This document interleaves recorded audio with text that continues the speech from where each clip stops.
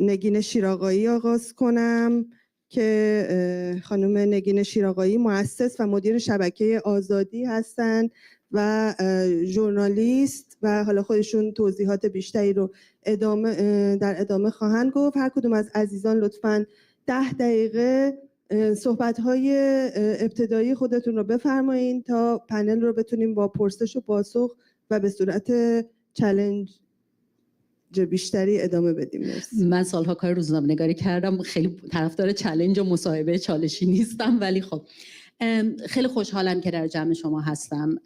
شاید خیلیاتون هنوز تصور میکنید که من در BBC فارسی کار میکنم، ولی سالهاست که اومدم بیرون و میخوام یک بک‌گراند خیلی کوچیکی، پیش زمینه کوچیکی بدم که بدونید که چرا اینجا ایستادم. آزادی نتورک که ما خیلی کول هستیم و جنزی هستیم و کلمه نتورک رو در فارسی همچنان استفاده میکنیم، در حقیقت از دل یک نیازی بعد از زندگی آزادی در اومد. از دل اینکه منی که از دنیای رسانه و ایران خارج شده بودم، با توجه به وضعیت ایران هی این پیام رو از گروه‌های مختلف می‌گرفتن که دنبال ارتباط با فلان شخص هستن، دنبال یک منبعی هستن برای انجام یک کاری. این گروه از خواننده‌ها میخوان این موزیک رو پرودیوس کنن یا از داخل ایران میفرستن میخوان پخش بشه. این به یه جایی رسید که من رو وادار به این حرکت کرد که فکر کنم چرا انقدر پراکنده هستیم و بعد از 40 سال نتونستیم کنار هم بایستیم و کار مشترک انجام بدیم. و این من رو وارد یک مسیری کرد که این مسیر به شبکه سازی منجر شد. چطور؟ باعث شد که من برای اولین بار یافته ها و دانش هایی که در دنیای بیزینس و تجارت یاد گرفته بودم رو وارد دنیای اکتیویسم بکنم و ببینم که دنیا از این جهت خیلی جلو رفته و برخلاف تصوری که من در دوران روزنامه نگاری از فعالیت داشتم و فعالیت حقوق بشری و فعالیت سیاسی داشتم، دیدم دنیا داره اصلا با یک نگاه دیگری با این روبرو میشه. حالا بر این اساس شبکه‌ای که ساختیم در حقیقت داره به یک نیاز اساسی در جامعه ایرانی میخواد جواب بده و هنوز در حال تمرین این دوچرخه سواریه که یاد بگیره چطور به این نیاز باید جواب بده. قدم اول این نیاز اعتماد بود، بحثی که دیروز خیلی اینجا مطرح شد و میخوام یه خورده وارد این مسئله بشم و این رو باز بکنم و امیدوارم که بعد بشه با کمک دوستان دید که این رو چطور در گروه‌های مختلف و شبکه‌های مختلف مراجبش حرف زدیم. قبل از اون میخوام برگردم به حرف دیروزی که کارل اینجا زد راجع به دیکتاتوری انقلابی که در ایران حاکمه و اون مقاله‌ای که بهش اشاره کرد داره راجع به این حرف میزنه که چطور این ساختار دیکتاتوری از بدو تولدش تلاش کرد که رهبری‌های متفاوت رو در جامعه ایرانی بکشه و تنها به رهبری‌های اجازه ظهور بده که با ایدئولوژی و دیدگاه اون هماهنگ هستند. چطور سازماندهی رو در نطفه خفه کرد و شبکه سازی رو اجازه نداد که در جامعه ایرانی شکل بگیره. در نتیجه 4 دهه بعد و نزدیک به 5 دهه بعد ما با جامعه‌ای مواجه هستیم که نه تنها نتونسته تمرین شبکه سازی کنه، نه تنها سازماندهی یاد نگرفته، نه تنها رهبری‌های متفاوت که با نراتیو جامعه اصلی متفاوت هستن درش جایی ندارن، بلکه عامدانه درونش دیگری سازی شده. و این دیگری سازی یک مسئله بسیار مهمیه که پایه همه مشکلاتی هست که این چند روزه ازش حرف زدیم. چرا ما نمیتونیم کنار هم قرار بگیریم و همبستگی ایجاد بکنیم؟ دیگری سازی رو ما میبینیم که در فلسفه سیاسی ازش خیلی صحبت میشه.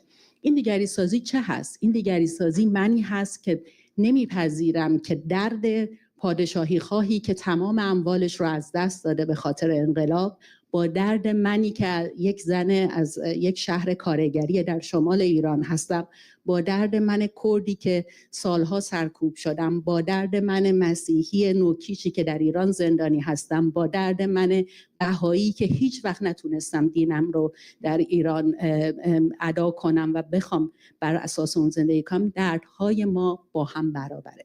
هیچ دردی بر درد دیگری برتری نداره و اگر ما این رو بپذیریم اون وقت بنای کنار هم قرار گرفت.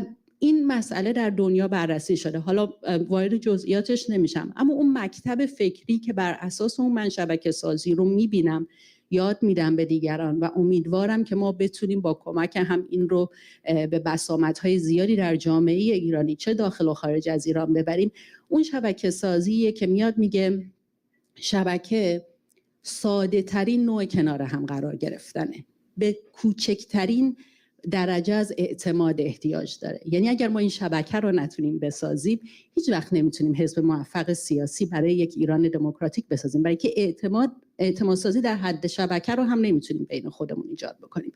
این اعتماد سازی رو میخوام کمی بیشتر واردش بشم. ما دیروز یه صحنه اینجا دیدیم، اگر بخوایم همون صحنه رو بازسازی کنیم و از نگاه این نوع شبکه سازی که من ازش حرف میزنم باهاش مواجه بشیم، یه جور دیگه باهاش روبرو میشیم. وقتی شکریه داشت راجع به اعتماد حرف میزد، یه چیزایی در ذهن من جرقه خورد و خواستم ببینم واکنش پنلی که اینجا نشسته به حرفای شکریه چه خواهد. بعد شکریه یه حرفی زد که باعث شد پنل خیلی تنش پیدا کنه و سعی کنه که در مقابل چیز مثل فاجان امروز هستن اینجا. میخوام بگم اگر من روی پنل نشسته بودم و با حرف شکریه مخالف هستم، در این فضای بیگانه سازی و دیگری سازی که جمهوری اسلامی با من قرار داده، من میام خودم رو میکشم عقب، ایگوی خودم رو و منیت خودم رو از این معادله خارج میکنم و به جای اینکه با پیش زمینه ذهنی که شکریه کرده، که کردها تجزیه طلبن، که کردها میخوان ایران جدایی بسازن، اینا همه رو از این معادله در میارم میذارم کنار و میام میپرسم شکریه بر چه مبنایی داری این حرف رو میزنی؟ شکریه فکر میکنی چرا این حرفی که میزنی لازم؟ و قدم به قدم پرسشگری میکنم. نه پرسشگری برای اینکه نقدش کنم. قدم اولی که ما الان به عنوان جامعه تکه تکه شده لازمه برداریم، شناخت دوباره همدیگه است. این چیزیه که جمهوری اسلامی بیش از 4 دهه از ما دریغ کرده. من شما رو نمیشناسم، شما هم منو نمیشناسین.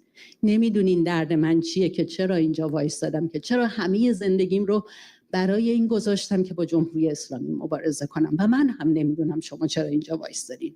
چرا نیایم دوباره از اول همدیگر رو بشناسیم؟ چرا نیایم خودمون رو کنار بگذاریم و بایستیم کنار رهبران جدیدی که رفتن به خیابونها، در زندانها هستن و به اونها کمک کنیم که با وجود همه اختلاف عقیده هایی که با اونها داریم توانمند بشن که بتونن جمهوری اسلامی رو بر بیاندازن. من این سوال رو روزانه از خودم میپرسم، برای اینکه جواب این سوال آسون نیست. میتونیم اینجا بشینیم بگیم بله خب ما همه میتونیم کنار هم بایستیم کار مشترک انجام بدیم، اما اون لحظه اولی که اختلاف عقیده ما میاد جلوی چشممون، هممون میخوایم که ثابت کنیم که ما درست فکر میکنیم. این خیلی غریزه انسانیه. ما میخوایم به خودمون ثابت کنیم که ما راه اشتباه در زندگی نرفتیم. اگر این رو ببینیم، اون وقت شاید یک لحظه درنگ کنیم در سرکوب دیگری برای عقیده‌ای که داره. و اگر ما به عنوان یک جامعه همین یک قدم کوچیک رو برداریم، اون وقته که به نظرم قدم اول برای اعتماد سازی که برای شبکه سازی لازمه رو برداشتیم. راه ما خیلی طولانی و درازه. میخوام بگم شدنی، اما این کار تجربه 2 ساله ما در آزادی نتورک در بریتانیا نشون داد که قبل از هر چیزی لازم بود ما این اعتماد سازی رو بکنیم. یه فعالیت هایی کردیم که میخوام بگم شاید شما در گروه های خودتون کردیم و خوشحال میشم که بشنویم و ببینم که شما چه روش های دیگری استفاده کردید. روش ما این بود که اون روزهای اول اصلا هدف ما این بود که گروه هایی که قبلا کار سیاسی نکردن اما با اومدن اتفاقات قتل دولتی و حکومتی ژینا وارد عرصه سیاسی شدن رو بیاریم بهشون بگیم که بیایم با هم مبنای کار سیاسی رو دوباره تعریف کنیم و ببینیم بر چه مبنا و ارزش‌هایی می‌خوایم کنار هم بایستیم. اولین حرف همه این بود که من با این کرد نمی‌نشینم در یک جا، چون لندن هم بعضیاتون می‌دونین یکی از پرتنش‌ترین تظاهرات ها رو همیشه لندن داشته. گروه‌های پادشاهی خواه با کردها درگیر میشن، عرب‌ها میان اونور تظاهرات جدا را میندازن، فمینیست‌ها اصلا میرن یک میدون دیگه تظاهرات میکنن. ما گفتیم چطور میشه اینها رو کنار هم قرار داد و مجموعه صحبت‌ها و سمینارهایی گذاشتیم کنار هم که در اون اومدیم اول از هر سمینار 3 تا آدم میومد از هر کامیونیتی نفر اول زندگی شخصیش رو تعریف میکرد، زجری که در جمهوری اسلامی کشیده یا در دوران زندگیش کشیده. نفر دوم از سابقه تاریخی اون کامیونیتی تعریف میکرد که چه برش گذشته. و نفر سوم راجع به ویژن و آینده‌ای که اون کامیونیتی برای خودش در ایران دموکراتیک آزاد تصور میکنه حرف میزد.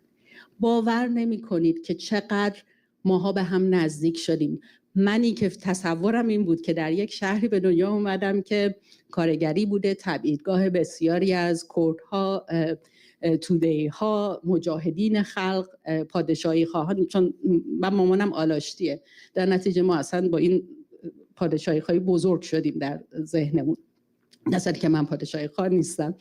در نتیجه فکر میکردم من خیلی انسان روشنی هستم، من همه چیز رو راجع به همه این کامیونیتی ها میدونم، پس اصلا دیگه لازمم نیست بدونم.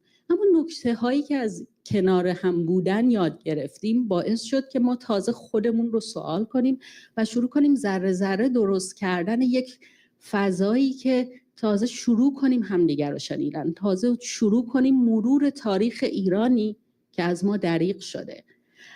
و از دل اون خیلی واقعا خوشحالم بگم که ما گروهی ساختیم که الان از جامعه بهائیان تا گروه‌های حزبی کرد تا حزب‌های عرب تا پادشاهی خانی که بعضیشون هم در این اتاق هستن، همه احساس تعلقی به این شبکه میکنن.